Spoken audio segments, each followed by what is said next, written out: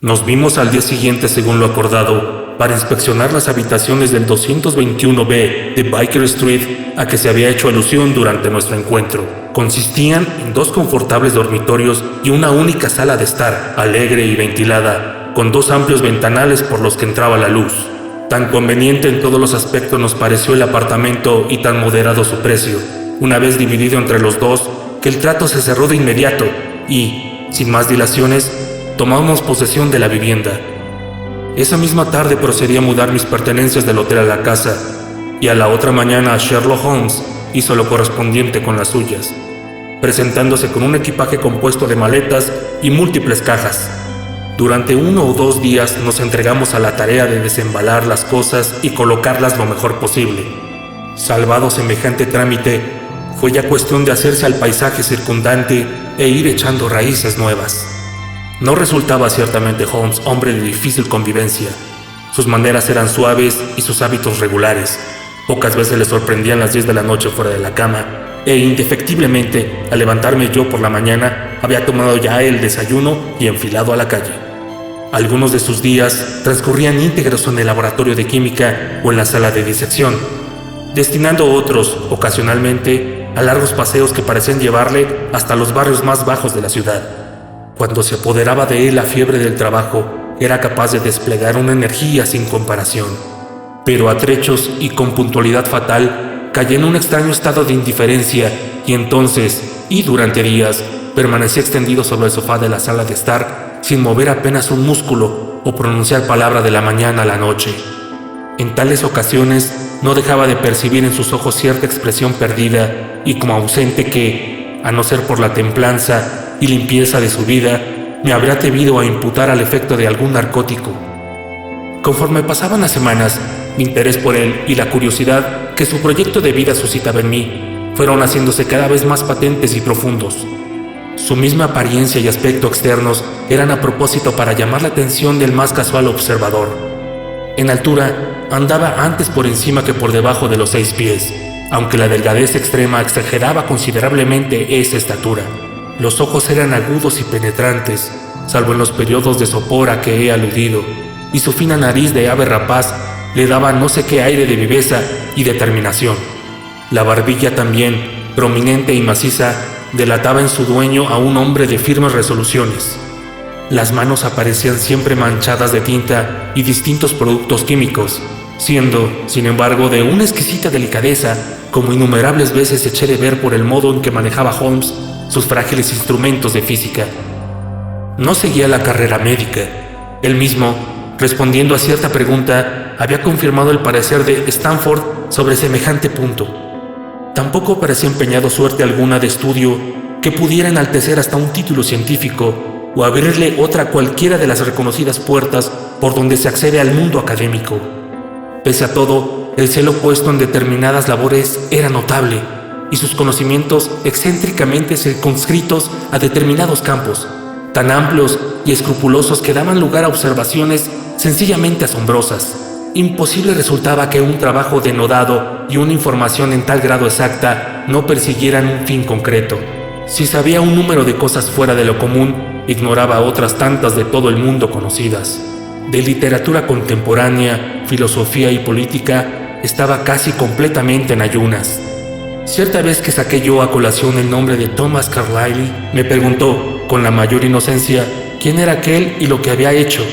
Mi estupefacción llegó sin embargo a su cenit cuando descubrí por casualidad que ignoraba la teoría copernicana y la composición del sistema solar. El que un hombre civilizado desconociese en nuestro siglo XIX que la Tierra gira en torno al Sol, se me antojó un hecho tan extraordinario que apenas si podía darle crédito.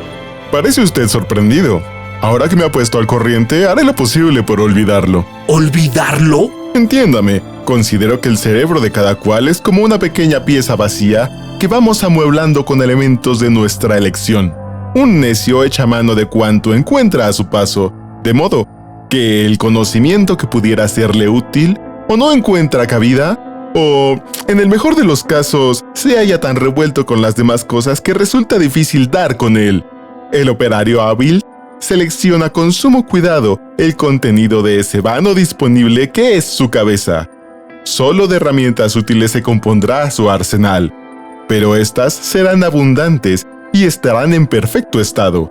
Constituye un grave error el suponer que las paredes de la pequeña habitación son elásticas o capaces de dilatarse indefinidamente. A partir de cierto punto, cada nuevo dato añadido desplaza necesariamente a otro que ya poseíamos. Resulta, por tanto, de inestimable importancia vigilar que los hechos inútiles no arrebaten el espacio a los útiles. ¿Sí?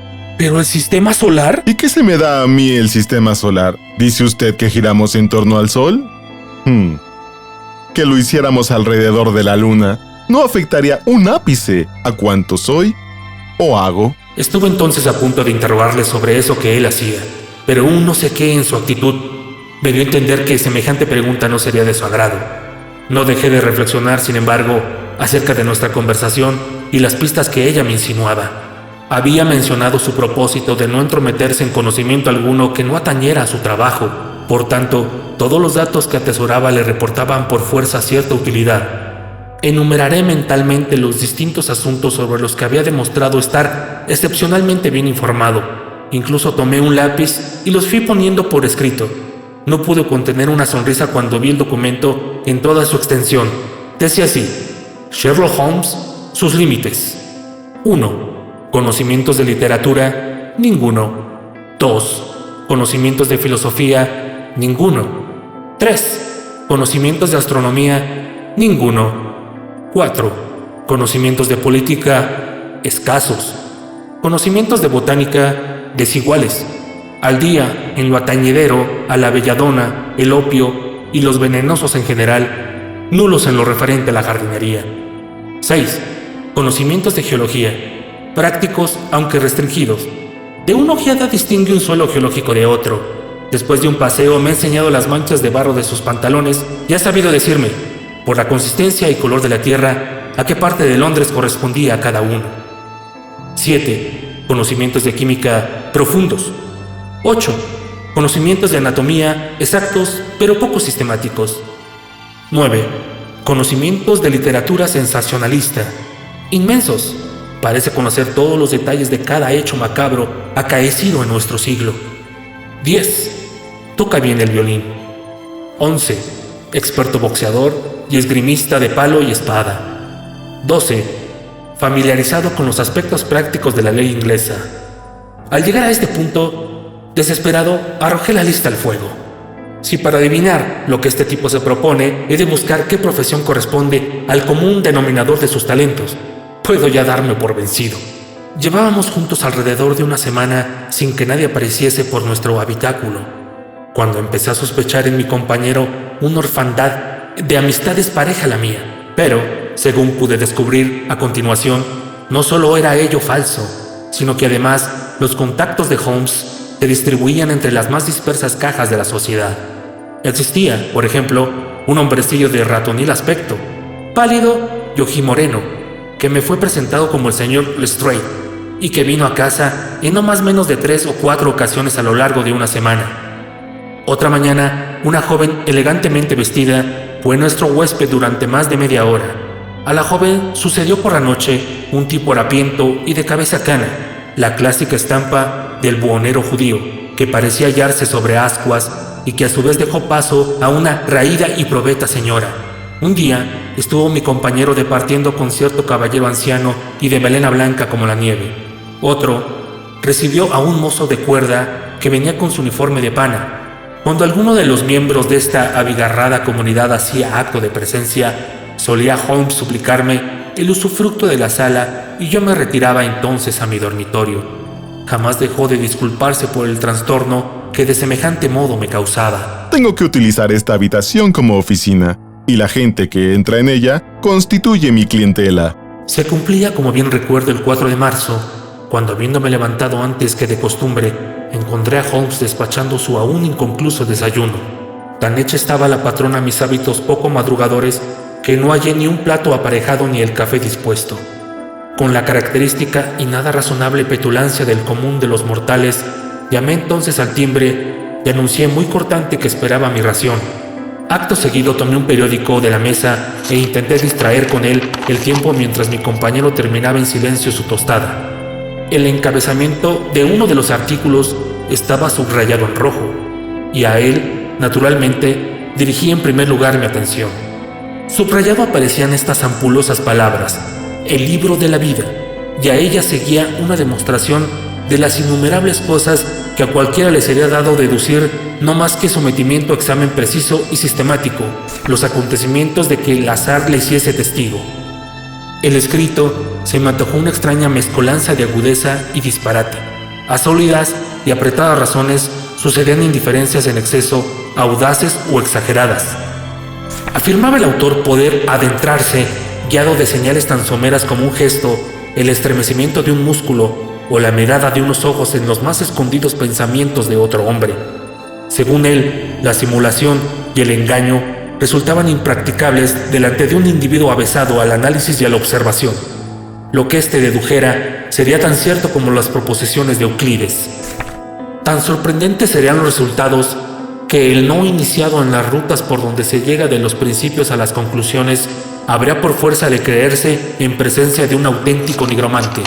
La vida toda es una gran cadena cuya naturaleza se manifiesta a una sola vista de un eslabón aislado. A semejanza de otros oficios, la ciencia de la deducción y el análisis exige en su ejecutante un estudio prolongado y paciente, no habiendo vida humana tan larga que en el curso de ella quepa a nadie alcanzar la perfección máxima de que el arte deductivo es susceptible. Antes de poner sobre el tapete los aspectos morales y psicológicos de más bulto que esta materia suscita, descenderé a resolver algunos problemas elementales. Por ejemplo, como apenas divisa una persona cualquiera, resulta hacedero inferir su historia completa, así como su oficio o profesión. Parece un ejercicio pueril y, sin embargo, afina la capacidad de observación, descubriendo los puntos más importantes y el modo como encontrarles respuesta. Las uñas de un individuo, las mangas de su chaqueta, sus botas, las rodilleras de sus pantalones, la callosidad de los dedos pulgar e índice, la expresión facial, los puños de su camisa. Todos estos detalles, en fin, son prendas personales, por donde claramente se revela la profesión del hombre observado. Que semejantes elementos, puestos en conjunto, no iluminen al inquisidor competente sobre el caso más difícil. Resulta, sin más, inconcebible. ¡Valiente sarta de sandeces! Jamás había leído en mi vida tanto disparate. ¿De qué se trata? De ese artículo. Veo que lo ha leído, ya que está subrayado por usted. No niego habilidad al escritor, pero me subleva lo que dice. Se trata a simple vista de uno de esos divagadores de profesión a los que le entusiasma elucubrar preciosas paradojas en la soledad de sus despachos. Pura teoría. A ver, ¿quién lo viene encerrado en el metro en un vagón de tercera clase, frente a frente de los pasajeros y puesto a la tarea de ir adivinando las profesiones de cada uno? Apostaría 1-1000 en contra suya. Perdería su dinero. Y en cuanto al artículo, es mío. ¿Suyo? Sí. Soy aficionado tanto a la observación como a la deducción. Esas teorías expuestas en el periódico y que a usted se le antojan tan quiméricas, vienen a ser en realidad extremadamente prácticas, hasta el punto que de ellas vivo. ¿Cómo? Tengo un oficio muy particular. Sospecho que el único en el mundo. Soy detective asesor. Verá ahora lo que ello significa. En Londres abundan los detectives comisionados por el gobierno. Y no son menos los privados. Cuando uno de ellos no sabe muy bien por dónde anda, acude a mí, y yo lo coloco entonces sobre la pista. Suelen presentarme toda la evidencia de que disponen, a partir de la cual, y con ayuda de mi conocimiento de la historia criminal, me las arreglo decentemente para enseñarles el camino. Existe un fuerte aire de familia entre los distintos hechos delictivos, y si se dominan a la menuda los 1000 primeros, no resulta difícil descifrar el que completa el número 1001. Lestrade es un detective bien conocido. No hace mucho se enredó en un caso de falsificación y, hallándose un tanto desorientado, vino aquí para pedir consejo. ¿Y los demás visitantes? Proceden en la mayoría de agencias privadas de investigación. Son gente que está a oscuras sobre algún asunto y acude a buscar un poco de luz. Atiendo a su relato, doy mi opinión y presento la minuta. ¿Pretende usted decirme que sin salir de esta habitación se las compone para poner en claro lo que otros, en contacto directo con las cosas e impuestos sobre todos sus detalles, solo ven a medias? Exactamente. Poseo, en ese sentido, una especie de intuición. De cuando en cuando surge un caso más complicado, y entonces es menester ponerse en movimiento y echar alguna que otra ojeada. ¿Sabe usted que he atesorado una cantidad respetable de datos fuera de lo común? Este conocimiento facilita extraordinariamente mi tarea. Las reglas deductivas por mí sentadas en el artículo que acaba de suscitar su desdén me prestan además un inestimable servicio. La capacidad de observación constituye, en mi caso, una segunda naturaleza. ¿Pareció usted sorprendido cuando, nada más conocerlo, observé que había estado en Afganistán? No, alguien se lo dijo sin duda. En absoluto me constaba esa procedencia suya de Afganistán. El hábito bien afirmado imprime a los pensamientos una tan rápida y fluida continuidad que me vi abocado a la conclusión sin que llegara a hacerme siquiera manifiestos los pasos intermedios. Estos, sin embargo, tuvieron su debido lugar. Helos aquí puestos en orden. Hay delante de mí un individuo con aspecto de médico militar a un tiempo. Luego entonces, se trata de un médico militar. Acaba de llegar del trópico porque la tez de su cara es oscura, y ese no es el color suyo natural, como se ve por la piel de sus muñecas. Según lo pregona su maliciento rostro, ha experimentado sufrimientos y enfermedades. Le han herido en el brazo izquierdo, lo mantiene rígido y de manera forzada. ¿En qué lugar del trópico es posible que haya sufrido un médico militar semejantes contrariedades, recibiendo además una herida en el brazo? Evidentemente en Afganistán. Esta concatenación de pensamientos no duró el espacio de un segundo. Observé entonces que venía de la región afgana, y usted se quedó con la boca abierta. Tal como me ha relatado la hazaña, parece cosa de nada. Me recuerda usted a Dupin de Allan Poe. Nunca imaginé que tales individuos pudieran existir en realidad. Sin duda cree usted halagarme estableciendo un paralelo con Dupin. Ahora bien, en mi opinión, Dupin era un tipo de poca monta. Ese expediente suyo de irrumpir en los pensamientos de un amigo con una frase oportuna, tras un cuarto de hora de silencio, tiene mucho de histriónico y superficial.